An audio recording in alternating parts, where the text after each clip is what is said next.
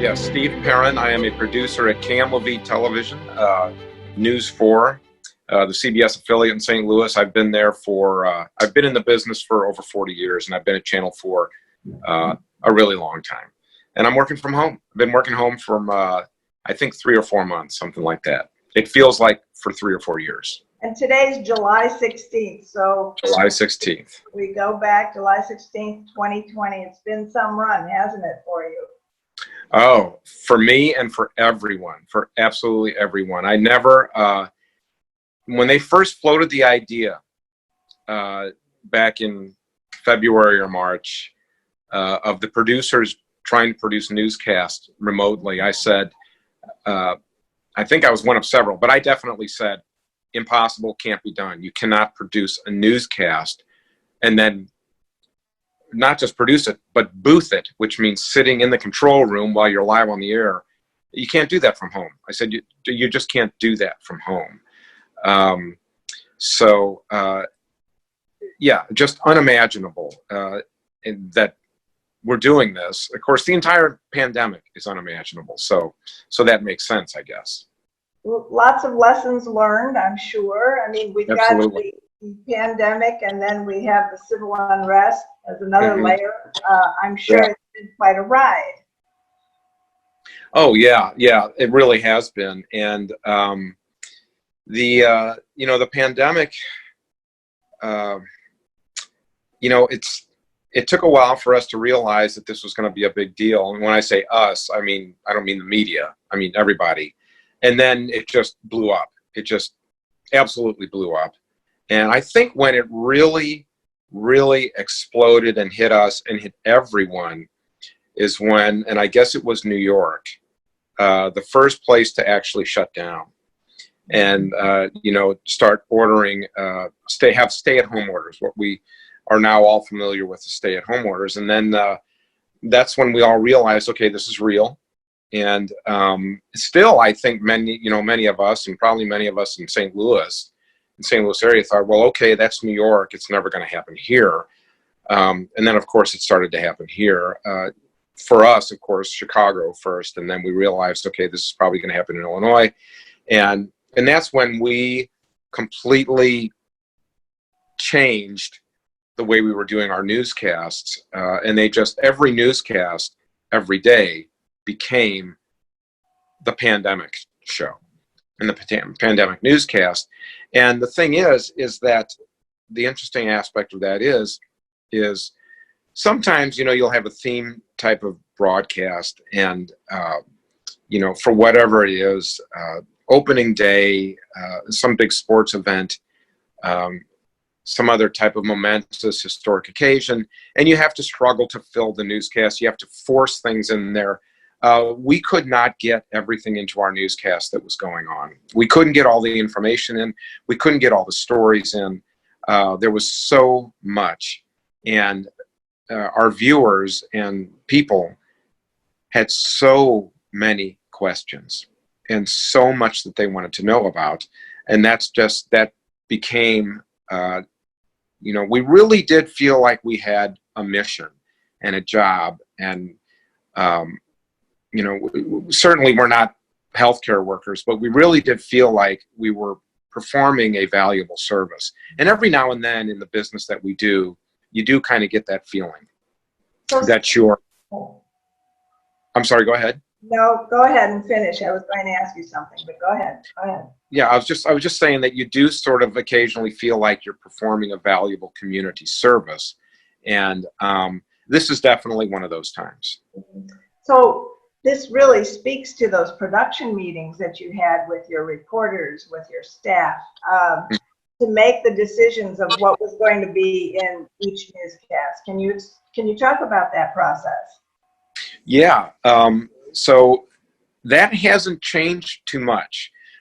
We've installed a couple of different communication devices. We have a ClearCom device on our phone that allows us to communicate with everyone in the field, with the director who's still in the control room.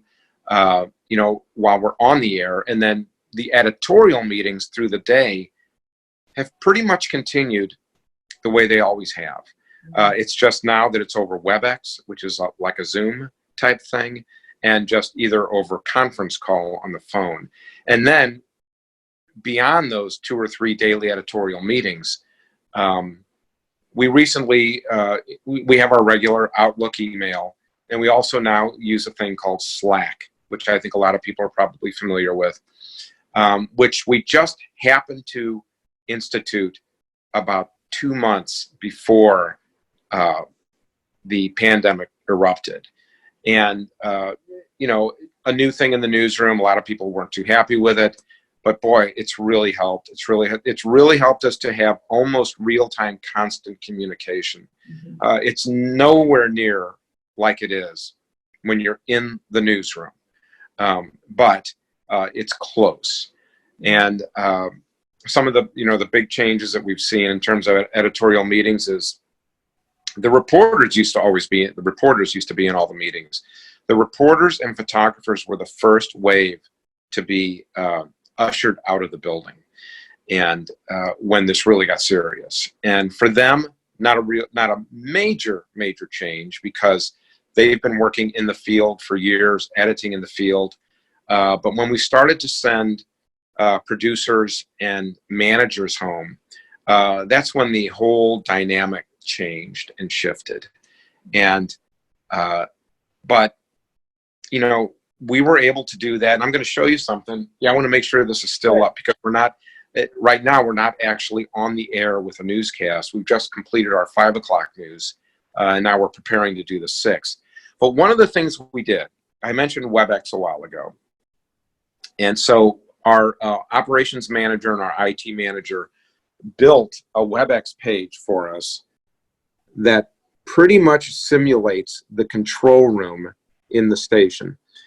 It's not exactly, but if you're a producer in the control room when you're live on the air with a newscast, you're seeing something like this here. And that's where you can see all of our cameras, all of the remotes, all of our reporters communicate with all of them. You can see the tapes that are being ready to play. And they built this so we can see this at home. And this has been an immensely important tool. We're also able to, through another monitor, put the show rundown up. This is the rundown from the noon newscast today, which I produced. And, you know, through this here, you're actually able to manage the newscast as you go through it live. Kill stories, drop stories, add stories, you know, massage and manage stories and that type of thing. And without this stuff here, we would not have been able to do, we would not have been able to continue to produce newscasts. Could not have done it from home, which again, I thought would not be possible. How quickly did Webex perform for you, the personnel from there? What was that process all about? How quickly did it How quickly were they able to create the software for you to do this kind of? They did that, I think, within a matter of days. Wow. Because the Webex technology was already there, and what they had to do was find a way to route all these different inputs into that instead of somebody's phone. You know, instead of like I guess it would be like taking a Zoom page, and instead of, you know, somebody dialing in, you know, they had to find a way to route all these different inputs, the cameras, the tape feeds, various other remotes. For example, when I do the noon show, one of these feeds is the big board at the New York Stock Exchange, because we always take a live look at the Dow. You know, we started doing that when the market crashed back in March. I think it was March. We didn't used to take the stock numbers. We didn't used to do that live, but I said, okay, we need to look live every day at noon. We need to see what's going on right now, because that was one hell of a ride. those first few 3 or 4 weeks. I mean, I've never seen the market I've just never seen the numbers fall like that fast. It was, and so that's when we started taking it live. And without Webex, we would not be able to see that and watch it. But no, they put this together pretty quickly. I think they had a pretty good, I think the managers had a pretty good idea that this was going to happen before they shared it with us. So when we were all sent home, everything was pretty much ready to go. Now, that does not mean there wasn't tweaking once we got home. The first month or so for all of us producing at home was an absolute nightmare. Absolute nightmare. I mean, we're talking throwing stuff across the room. Sleepless nights. Yeah, no, I was sleeping fine. But coming in here, logging on, it was like, okay, what is not going to work today? And, but, we were able to tweak a few things, find some workarounds, and for the most part, pretty much just get used to it, to be honest. But yeah, the first month, I'd say, was, there was a lot in the first month. There was a lot of pleading, hey, bring us back. Just bring us back. You can give me a desk in the bathroom or in the locker room or something. I won't talk to anybody, but I just can't do this here. I cannot do it at home. And that was coming from everyone. But we all did kind of find a way to do it. Yeah, it's amazing. Just amazing. The technology and the perseverance of everyone. Talk about those safety issues at the station or in this environment, because you're sending people out to the field. You've got the COVID, you've got the unrest, you've got, all kinds of possibilities for unsafe environments. Well, sadly, we've become pretty good at dealing with violent protests and demonstrations in the street. Remember, this was our third round. Ferguson, Stockley, and this. So, and we actually kind of know how to deal with that. We know what to do. Although the night of June 2nd, that Monday night, I think it was a Monday night, maybe it was a Sunday night, that was very scary for our reporters in the street down there. And we had 3 or 4 down in downtown St. Louis that night. It was scary. But so, I mean, I will just say that for that, we were prepared. As far as everything else goes, it was, as with everyone, it was a learning, evolving. Let's use the term evolving. At first, as we all know, we don't need to wear a mask. There's no need for that. They say it's just not necessary. That quickly changed. Many of our reporters wear masks, even when they're reporting live on the air. They'll put a mask on. All of the reporters have masks on while they're in the field. All the photographers do. But for the first, it was interesting. For the first month or so, the vast majority of our reporting was done from the reporter's home. Everything was done just like this right here. It was done via Zoom, Facebook Live. After a while, we began to get more comfortable with saying, okay, you can go out there, put your microphone on a boom, on a stick, stand 6 feet away, wear a mask. And a lot of our reporting is done that way now. It's done that way now. We still do a lot of Zoom and Facebook Live. And then at the station, of course, it's just like any other office building. There's sanitizer everywhere. There's wipes everywhere. We have cleaning crews come in. It's just like anywhere else. So have the stories, your ability to tell stories changed through all this?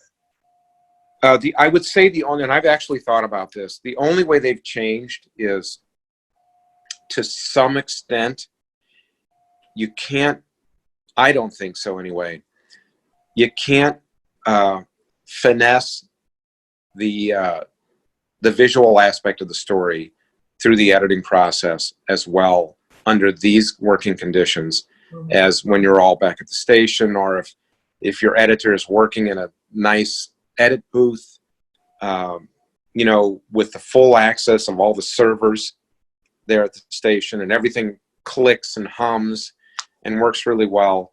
So I'd say that's the only thing. It's something that only we would notice, and other people in the industry would notice that, you know, that's just, the editing on that story was a little, it's not that it was rough or wrong. It's just, it could have been nicer. That could have been done better.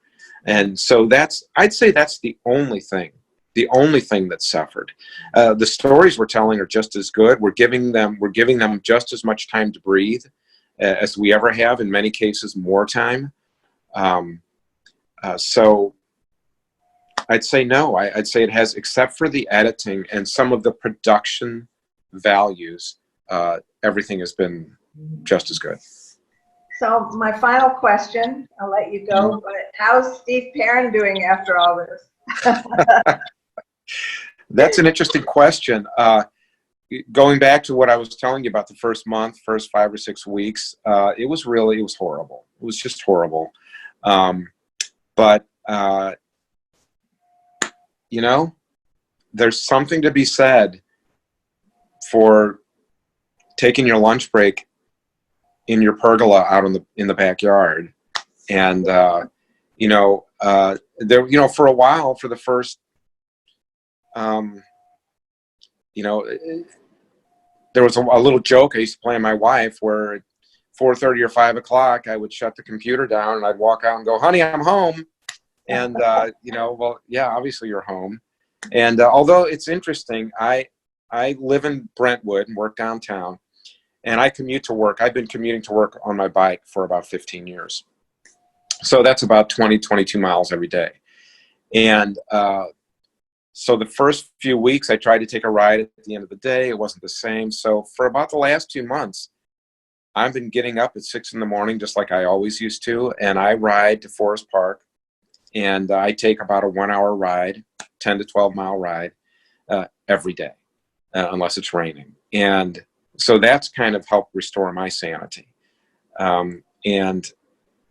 But you know, you become acclimated, you adapt, and I hope it doesn't go on too much longer, but I can handle this. Yeah. And the business always seems to handle what is going on. You are frontline workers as well. Yeah, we do seem, you know, it's interesting. Like I said, I've been in the business for some 40 years or whatever. And you're always thinking, oh my gosh, we've never dealt with anything like this before. Well, we have. The pandemic, of course, is truly a once in a lifetime, let's hope, a once in many, many lifetimes historic event. You know, but I mean, I was here for the flood of '93. We were here for Ferguson. And, you know, these types of events happen 3 or 4 or 5 times a year. But this truly is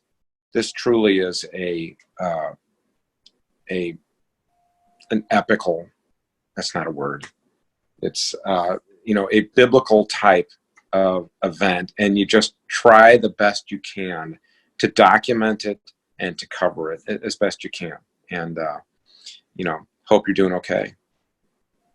Thank you, Steve. This has been a wonderful session, listening to you and about your work and about the station's work in this once in a lifetime experience. Yeah.